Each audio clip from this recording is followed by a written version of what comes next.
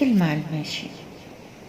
المسامح كريم، كلمة كتير بنسمعها وبنحس بيها، لأن احنا بنبقى عايزين نسامح.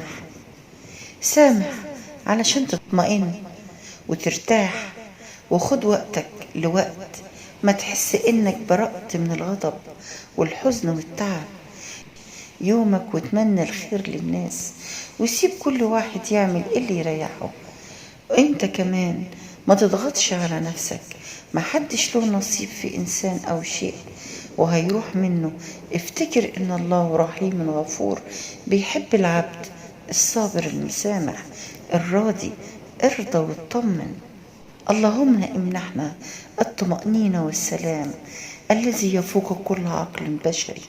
اللهم راحة البال والرضا وسكينة النفس وأمان الروح. اللهم اجعلنا شاكرين حامدين، يشملنا الرضا دائما بكل شيء وعن كل شيء. اللهم سلامة البدن والعقل والقلب من الحقد والكره والغيبة والنميمة.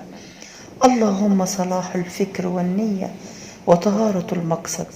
اللهم الصبر واليقين والثقة في كل ما قدرت لنا.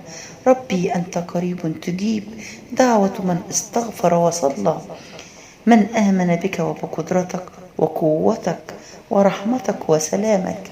اللهم لا تجازينا على أفكارنا ونيتنا، لو ما صفت فليكن عفوك دائما سابق يا رحمن يا رحيم.